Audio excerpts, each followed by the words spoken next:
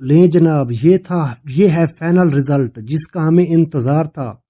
اب ماشاءاللہ پروننگ کے 10 دن بعد یہ ہے پہلا مرلہ آنا ہے اور اسے گھنا کرنا ہے۔ اس سٹیج پر میں نائٹروجن سے بھرپور کھاد استعمال کرتا ہوں جیسے گلے پروننگ کے 10 دن بعد یہ ہے پہلا مرلہ۔ جب یہ سنہری پتے نکل رہے ہوں تو سمجھ لیں کہ پودا اپنی جڑوں سے توانائی کھینچ رہا ہے۔ اس وقت پودے کو فاسفورس کی سب سے زیادہ ضرورت ہوتی ہے تاکہ جڑیں مضبوط ہوں اور ان نئی شاخوں کا بوجھ اٹھا سکیں۔ میں اس سٹیج پر اپنے پودوں کو دیتا ہوں بون میل یا پھر ہلکی ڈی اے پی۔ اور اب آ جاتی ہے سٹیج 2 اور اب دیکھیے یہ پتے سبز ہو چکے ہیں۔ اس کا مطلب ہے کہ پودا اب فوٹوسنتھسس کے ذریعے اپنی خوراک بنانے کے لیے تیار ہے۔ اب ہمیں پودے کا قد بڑھانا ہے اور اسے گھنا کرنا ہے۔ اس سٹیج پر میں نائٹروجن سے بھرپور کھاد استعمال کرتا ہوں جیسے گلے سڑے گوبر کی کھاد یا پھر ورمنگ کمپوز۔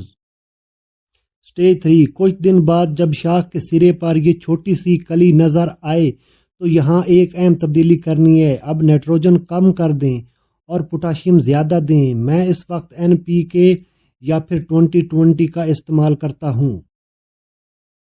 لیں جناب، یہ ہے فائنل رزلٹ جس کا ہمیں انتظار تھا۔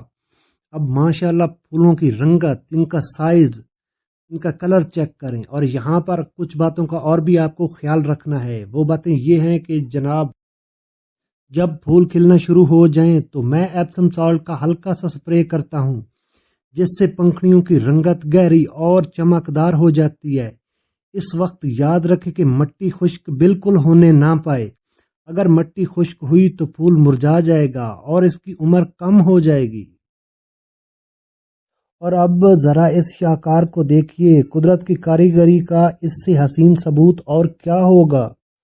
یہ صرف ایک پھول نہیں ہے، یہ ان تمام ہفتوں کی محنت اور صبر اور محبت کا نتیجہ ہے جو ہم نے اس سے سنہری کونپلوں سے شروع کی تھی۔